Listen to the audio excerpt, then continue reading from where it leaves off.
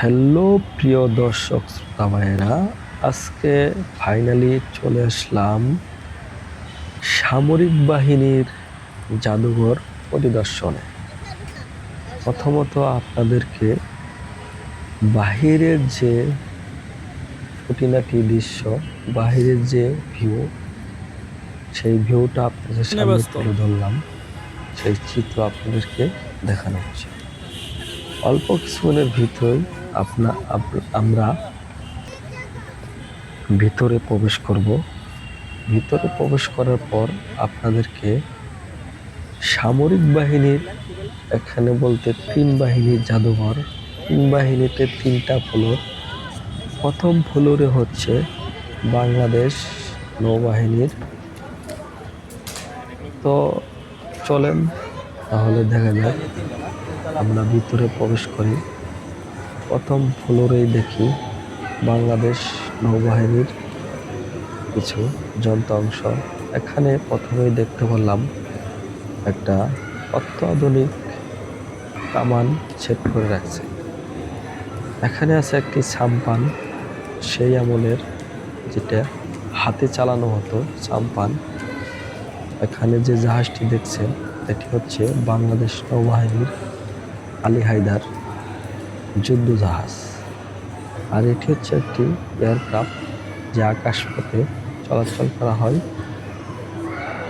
তারপর আপনাকে আস্তে আস্তে বাংলাদেশ নৌবাহিনীর জাদুঘরের খুঁটিনাটি সমস্ত তথ্য আপনাদের সামনে তুলে ধরবো এবং বিস্তারিত দেখব।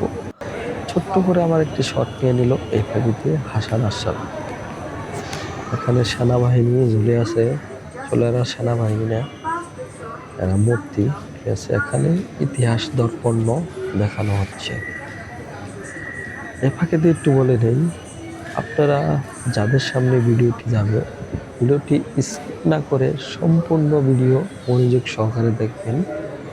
অনেক কিছু শেখা ও বোঝার আছে। এখানে 3 বাহিনীর লোগো ও মহামান্য রাষ্ট্রপতির ছবি দেখানো হলো। এখানে আছে সেই আমলের একটি কামান, আর এই সাম্পানটি আছে সেই পাকিস্তানি ফিউটে।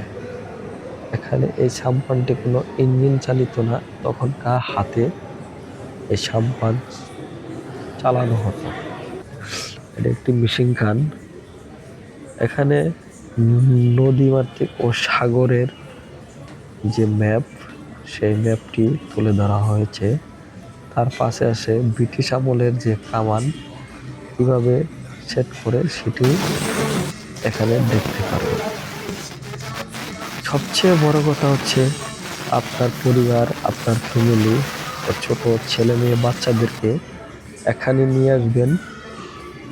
এখানে নিয়ে আসলে তাদের মনটা এত সুন্দর, এত ভালো হবে।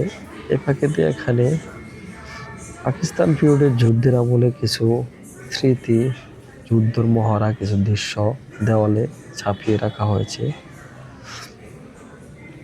আপনাদের ছেলে সন্তান বাচ্চাদের এখানে নিয়ে আসলে তাদের মনটা এগুলো দেখার পর অলরেডি অটোমেটিকই ভালো হয়ে যাবে এবং অনেক খুশি হয়ে যাবে। আপনারা দেখেও অনেক আনন্দ উপভোগ করতে পারবেন। এখানে আধুনিক যুগের কিছু অস্ত্র, বন্দুক সাজিয়ে রাখা হয়েছিল। পাকিস্তান পিরিয়ডের বা ব্রিটিশ আমলে যে অস্ত্রগুলা ব্যবহৃত হতো, সেই অস্ত্রগুলা রাখা হয়েছে সুন্দর করে সাজিয়ে। আমি এখানে অনেকক্ষণ ঘোরাঘুরির পর আমার অনেক ভালো লাগলো ও অনেক ভালো সময় উপভোগ করলাম।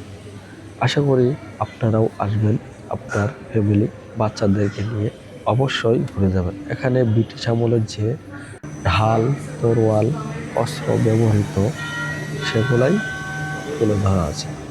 সাগরপথে বাংলাদেশ নৌবাহিনী যে জাহাজ দিয়ে মহড়া দিচ্ছিল, তারই একটি দৃশ্য। এখন যেটি দেখতে পাচ্ছেন এটি একটি জাহাজের হুইল। এই হুইলের মাধ্যমে জাহাজটি এদিক ওদিক ঘোরানো হয়। আধুনিক কিছু যন্ত্রাংশ, বাংলাদেশ নৌবাহিনীর লোগো।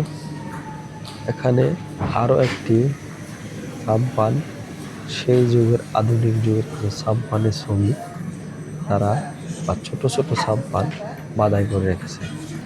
এখানে আরো দুটি চমৎকার সাবমার্ন দেখা যাচ্ছে, অসাধারণ দুটি সাবমার্ন, দেখে খুবই ভালো লাগলো।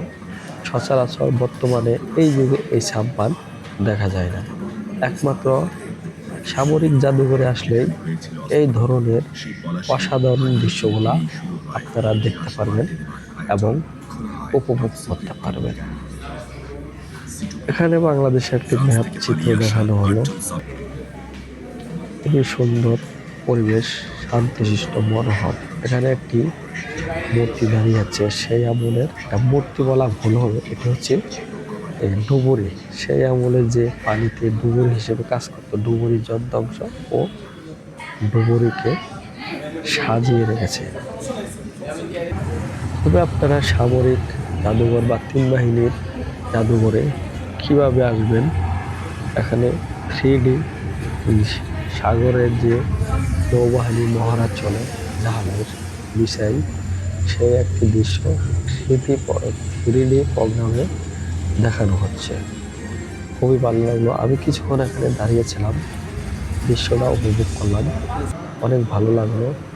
আমি দাঁড়ানোর পর হাসান আশরাফি আমাকে একটু ভিডিও করে নিল। এটি নৌবাহিনী একটি যুদ্ধ প্লেন, এয়ারক্রাফট, যে আকাশপথে চলে।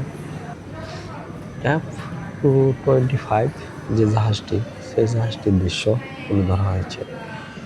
পাইলট মাথায় হাত দিয়ে দাঁড়িয়ে আছে, ভিতরে দুইজন। খুবই সুন্দর একটি দৃশ্য, মনোরম পরিবেশ, শান্তশিষ্ট।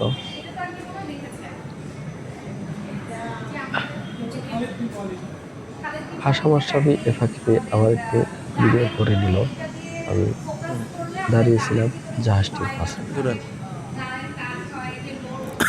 আপনারা এখানে বা সামরিক বাহিনী জাদুঘর বা তিন বাহিনী জাদুঘরে কিভাবে আসবেন, যে কোনো প্রান্ত থেকে আপনারা ঢাকায় আসবেন। ঢাকা আসার পর চলে আসবেন সোজা বিজয় সরণ বা কাউরন বাজারের সামনে। এখানে জনপ্রতি টিকিটের মূল্য হচ্ছে 150 টাকা। তো আমি মনে করি 150 টাকার টিকিটের মূল্য হলে অনেক বেশি হয়ে যায়। আর সামরিক বাহিনীতে যেসব সামরিক পদে চাকরি করে সার্ভিস পারসন, তাদের জন্য অনেকটাই ছাড়। তাদের জন্য বা তাদের পরিবারের জন্য